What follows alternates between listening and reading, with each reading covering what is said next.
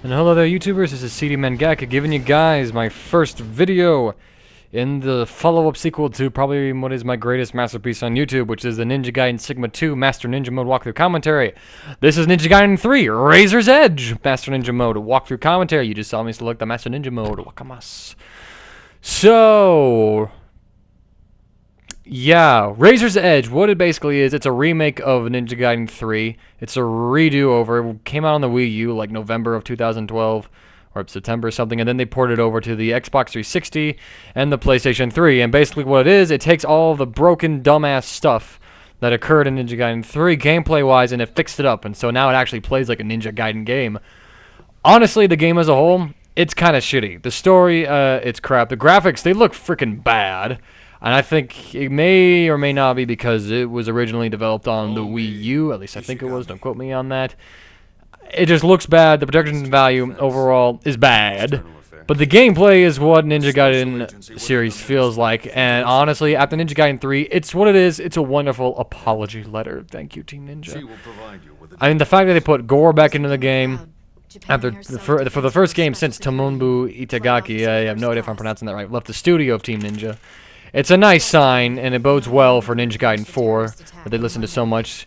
The introduction to weapons and Nimpo, I mean, it plays like Ninja Gaiden, which makes me so happy.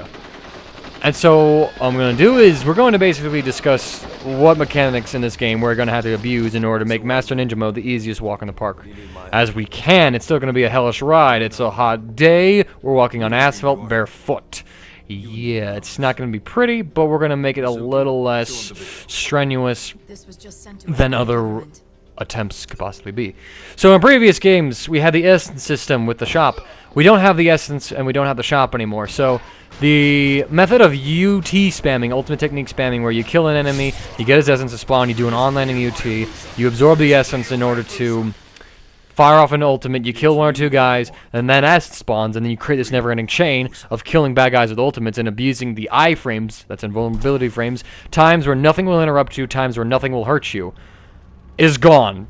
You could still ultimate in this game. They fixed the ultimate, so now it's not just a, I'm going to insta-kill 3 guys. No, it's actually an ultimate, and it's like the ultimates that we're familiar with from previous Ninja Gaiden entries. So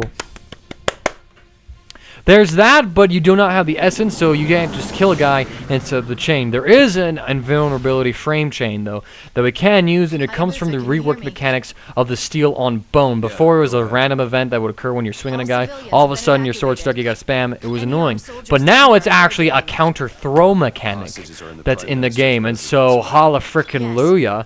And you're going to see me abuse this thing as hard as I can. Right from the get-go. So anyways, the game finally opens up the first bit of gameplay. I just used the cutscene footage to introduce you guys to the stuff. So the game gives us a 3,000 karma, which is now used as a scoring system as well as the shop system. And it gives me a 2,000 with a kick kill.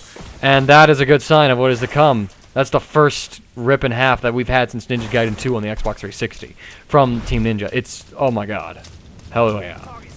Anyway, so the fight breaks out. And instantly, these guys are bad. So what do you want to do? You want to farm these guys. Not necessarily for essence, but for karma points. So you see him go for a big attack. I go for an obliteration technique. That's back in the game as well. You see him go for that red move of his. Well, Steel and Bone now works. Basically, when an enemy goes through for a throw, there is Steel and Bone. You hit triangle as they're doing it after you dodge it, and you'll get into your Blood Rage, which gives you extra karma. Right now, all my karma points, it's multiplied by 1.3. So I get, you know, take what score, like a combo kills is like 100. It's now going to give me 130 karma points with my Blood Rage 3. You keep a Blood Rage, you can instantly start up with a Steel on Bone, or by killing a certain number of guys. And the longer that you wait, the more it goes down.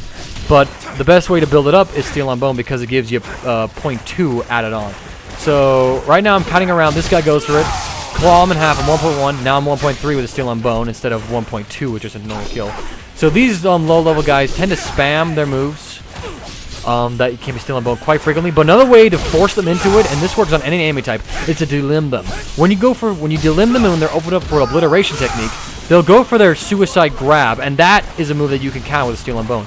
Anyways, I actually cross over these fights real fast, so I go for an ultimate at a rather stupid time because you don't need to do this. The guys with the rocket launchers, they like die in one hit. It's rather nice what they do. This is Master Ninja Mode. Anyways, in this fight, the dogs come out after you kill the rocket guys. So I focus the dogs because they're fast and they're annoying. And the other guys are going to give me too much of a problem, so I kill them. This guy's missing a limb. I dodge. I go for a steel on bone and he's in the middle of that animation. I force this guy's limb off. I go for an OT just for iframes because I'm getting cornered. And basically, this is what we do in the game. We abuse iframes so that we're invulnerable more than we are vulnerable. Anyways, steel on bone. I get one of the tough guys. Tough guy goes for it. And I miss it. Unfortunately, so I kind of whack on a guy. I kill 2 of them and his buddy. And I start clawing at the dogs. Anyways, now it's dogs and armored guys, and this is a very bad fight. And the dog gets me, but I do get a kill on him. Because F that puppy. But then I go for this guy, and yeah, that's how much damage one throw does. That's not even from that impressive of an enemy. These guys are tough, but they're not too tough. So I miss another guy, and I get caught up in a combo, and I die. So that's there to tell you guys, I work hard on these videos. This is not by no means a single solid take through. And so now this is what the fight actually going to look like if you don't bleed it over. So, anyways, you kind of go back in, and you cut a bitch. And then you dart on over, then you cut the other bitch with a rocket launcher. And then the dogs will spawn. And where are the puppies? Where are the pooches at? Actually, now would be appropriate time to refer to them as bitches. So I get 2 guys cut up, and so now I've got 1 guy, and 2 of them actually go for steel and bone. I kill 2 with a level 1 dragon sword. The other guy's there, and so there we go. I prepped him so that I could chain more steel on bone. So now I'm at a 1.6 combo, and all my stuff is chaining well. So I get that guy low. Don't go for the OT because I don't need it yet. Boom, steel on bone. Get another couple guys. And now with ultimates, you can activate. Ultimates activate at certain points in certain fights. They also activate when you get to Blood Rage 2. So there we go. And this is what you do for these first fights. You just milk them, and you get these high stagger Blood Rage karma meters. And then you drop an ult. And then your ult gives you so much points. I mean, I got 2,400 karma by hitting 2-3 guys with that a piece. So that's like 6,400 karma. That's beautiful. Anyways, I miss up. I actually get fortune, and the guy misses his throw twice on me. So I don't get hella damage. I don't get a steel on bone, but I don't get hella damage. And honestly, I'm here to survive. So again, focus the dogs first, then let these guys come. So now it's just Mr. Me and Armor Guy. 1v1 per second. Do I cut him? Do I cut him in half? No, I haven't cut him in half yet.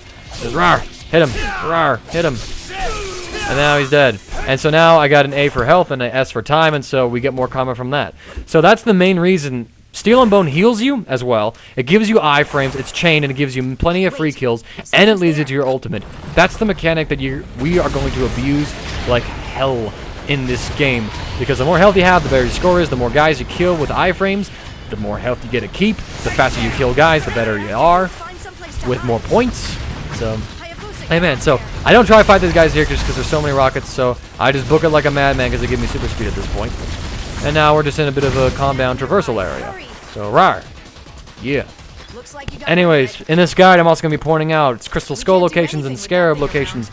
Silver scarabs for me are scarabs already collected. Gold ones are ones I haven't collected. So, anyways, we're going to end the first video here.